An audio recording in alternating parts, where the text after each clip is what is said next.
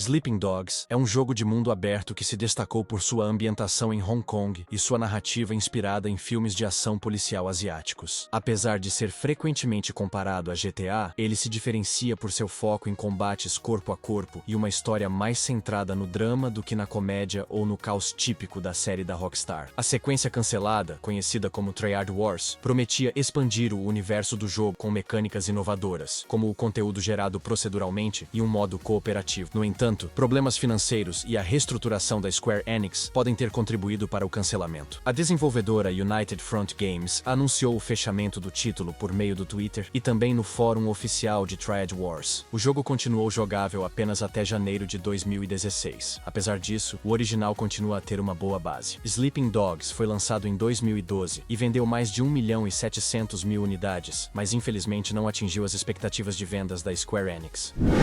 Days Gone enfrentou críticas mistas no lançamento, principalmente devido a problemas técnicos e uma narrativa considerada lenta. No entanto, com o tempo, o jogo conquistou o público, especialmente após seu lançamento no PC, onde recebeu melhorias gráficas e de desempenho. A história de Deacon John e sua luta contra hordas de zumbis em um mundo pós-apocalíptico chamou a atenção de muitos jogadores, mas a Sony parece ter decidido não investir em uma sequência. Em janeiro desse ano, foi revelado que a Sony cancelou 2 projetos de live service, incluindo um projeto não revelado do Band Studio, de Days Gone. Entretanto, parece que o Band Studio continua trabalhando em outro projeto. O projeto cancelado do estúdio seria supostamente uma nova propriedade intelectual que usaria os sistemas de mundo aberto de Days Gone. Apesar disso, alguns continuaram a desejar por uma continuação, mostrando que o jogo deixou um legado significativo. Metal Gear Solid 5: The Phantom Pain dividiu opiniões. Por um lado, é elogiado por sua jogabilidade refinada e liberdade tática, mas por outro, é criticado por sua narrativa incompleta e o uso excessivo de missões repetitivas. Depois que foi lançado, muita coisa aconteceu. Kojima e Guillermo del Toro se uniram para reviver Silent Hill. Porém, o projeto foi cancelado depois que Hideo Kojima deixou a Konami e abriu seu próprio estúdio, Kojima Productions. Death Stranding, seu primeiro game fora da produtora, foi lançado em 2019 e se tornou um sucesso. A saída de Hideo Kojima da Konami marcou o fim de uma era para a franquia, e é improvável que vejamos uma continuação direta de The Phantom Pain, até porque a Konami parece estar mais focada em relançamentos e remasters, como a coleção Master Collection. Mas isso não impediu os fãs de sonhar com um futuro onde Kojima e a Konami se reconciliem para uma continuação da saga.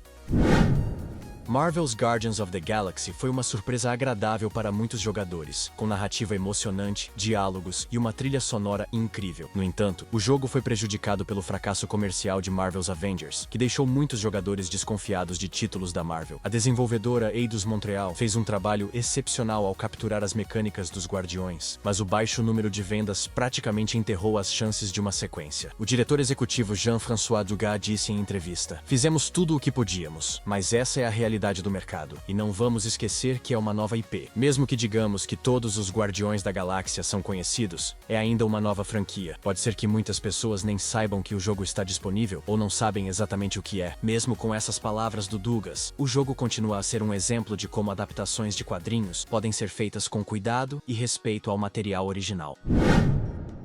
Bloodborne é um dos jogos mais populares da From Software, combinando a jogabilidade desafiadora da série Souls com uma atmosfera gótica. Apesar de seu sucesso, nunca recebeu uma sequência ou um remaster para o PS4 Pro ou PS5. Shuhei Yoshida, ex-presidente da Sony, sugere em sua teoria pessoal que o diretor de Bloodborne está sem tempo e não quer que ninguém toque na IP. Yoshida menciona que, embora ele não saiba qual é a situação atual em torno do Bloodborne, a falta de qualquer novo anúncio ou jogo pode se resumir ao fato de que o diretor e presidente da From Software, Hidetaka Miyazaki, pode não ter tanto tempo sobrando na sua agenda para trabalhar nele. O ex-executivo também afirmou que a PlayStation evitou trazer isso à tona, porque quer respeitar os desejos de Miyazaki. E enquanto não sabemos a real verdade, só nos resta aguardar sobre mais informações.